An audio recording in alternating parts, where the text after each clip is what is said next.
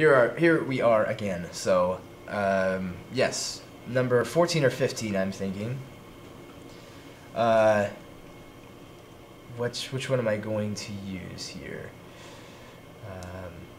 Well, for one thing, the number 15 has the function, right? X would be the function. X is up top, but we're gonna use 14 since it's a 1 up here, not an X. Okay, so we're looking at 1, or number 14 actually, 14 in the tables, and we have to make a decision about which one to use because we can see that there's two decisions there, two possibilities. One of them is for where b squared. Okay, so now we need to know what b squared is. B squared needs to be less than 4ac, so we should know what a, b, and c are. Well, to help us out a little bit, maybe we should make it look exactly the way that the number 14 looks. It actually is written this way: 2 plus 2x plus x squared. Okay, so now it's weird because it's not the way we normally see these quadratics in a, b, and c. But now this is a and this is b, and the number in front of x squared is c, so c is 1. Okay, now I've got it. So a is 2, and b is 2, and c is 1. So let's look at b squared. B squared is 4. 4 times a times c is 8. Okay, so b squared is less than 4ac. So we're going to use that top one. Okay, so here we go. It's exactly the way it needs to be. It's a, b, and c. It's x squared and x. We've got, of course, du, dx. This is correct, right? Because u is x. So du would be dx. It's all set up. It's ready to go. So we've got 2 over the square root of 4ac. Okay, so 4 times 2 times 1, so 8, minus b squared, which would be 4. And let's see, the next part is the arctangent of 2 times c times u. 2 times 1 times x. So 2x plus b plus 2 over the square root of 4ac minus b squared. That's the exact same thing we wrote right here. So I mean, maybe going to do this a little further. 8 minus 4 then would be 4. Okay, and yes, we have it all, and plus c. So let's clean this up a bit. We have 2 over this thing, right? These two square roots are the same. So 2 over the square root of 4, which is 2. So this is just 1 here. So 1 times the arctangent. So all that's left is just the arctangent. Okay, because this just comes down to be 1 of 2x plus 2 over 2 plus c. So the arctangent of x plus 1 plus c. Okay, very good. Number 30. Okay, so I'm looking at number 30. I'm trying to figure out what am I going to use. I got a square root going on, maybe a u plus a u squared or something. Actually, I've written this incorrectly. This should be not what it is. It should be x squared times 2, not 2x, plus 9x squared. So, my apologies. So now I'm looking at maybe like a plus a u squared, maybe, something like that. So I'm going to look where the u's are squared.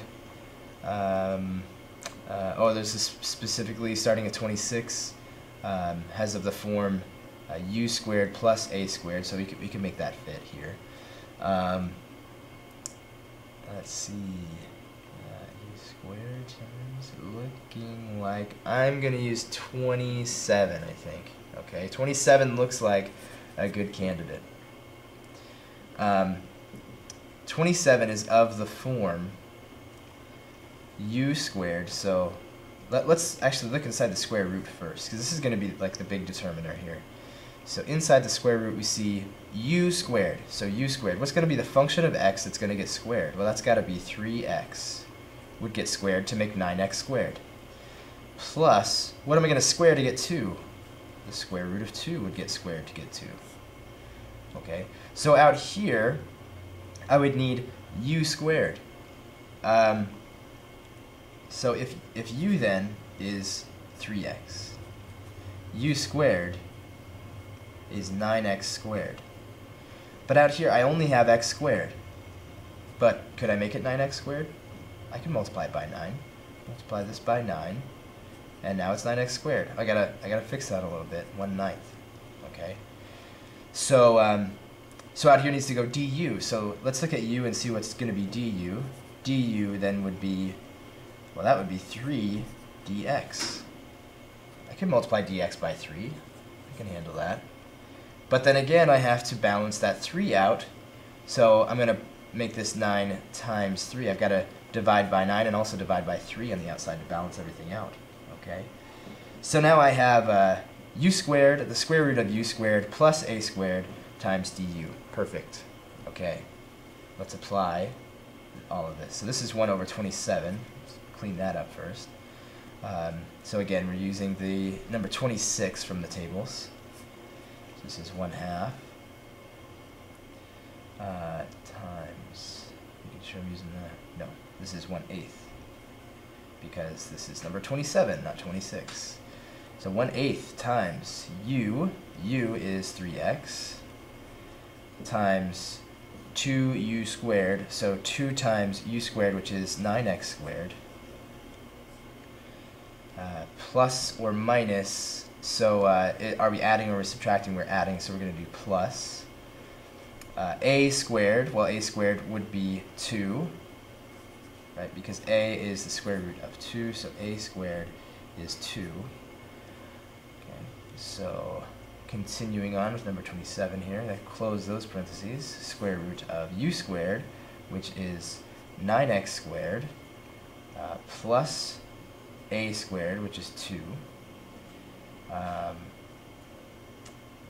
And I went to the wrong thing again. So let's see. We are to times. Okay. All right. So we're still good. And this is too long to even write on this line, so I'm going to continue down here on this next line. The next part of it is minus a to the 4th. Well, if a squared is 2, then a to the 4th would be 4. 4 times the natural log of u, which is 3x. Yeah, continuing on, plus the square root of u squared, which is 9x squared, plus 2. Okay, so let's see, we'll close these parentheses here, and then the final one there. Looking to see, is it going to get much better if I multiply that 1/8 through? Not really. Okay. So that's probably about as good as it's going to get. Okay. That looks good to me. So that's what we're going to stay with. So this big old long thing is our integral. The only thing that we could possibly fix is maybe 2 times 9 would be 18 or something like that, but that is pretty much it. Okay, number 38 is the last one we're going to do, and we certainly have time to do it. So here's one that I wanted to include because it's a little weird. Okay, weird is a good word. The cosine and the sine make me think, let's go to the cosine and the sine. So I'm looking for a cosine on top and the square root. Maybe that's enough. That'll be something to look for. Cosine on the top of the fraction and then like the square root. So I'm looking at all the cosine stuff. I don't see a single integral with cosine in the top or in the numerator of a fraction. I don't see anything like that. I don't even see any square roots. I don't see anything useful there. So now, my heart in despair, I don't know what to do. Until I notice that this is the sine squared of x. It's the sine of x is the function right there, right? And you're squaring it. What's the derivative of the sine of x? Well, it's the cosine of x. So let's go back to, if I treat this as u squared, right? If sine of x is u, then u squared is the sine squared of x, and du is cosine of x dx. So my hope is restored. I have, if it helps to look at it this way, 1 times the cosine of x dx over the square root of the sine squared x plus 1. So let's look at just the ones that have square roots of functions squared and so forth, plus numbers squared, so that would be starting with number 26. I'm looking around here. Well, look at number 31. It's 1 over u squared plus a squared du. That's exactly what this is. So now I can apply that formula. This is u, this is du, this is u squared. Of course, a is 1, and a squared is also 1. So perfect. This is just the natural log of the absolute value of u, which is the sine of x. Where were we? 31. Plus the square root of u squared, which is sine squared of x. Is it plus or minus? We are adding, so we're going to use plus a squared, which is 1, and that's the end of that, and plus c. Okay, so great. I hope that was helpful. Thanks for watching.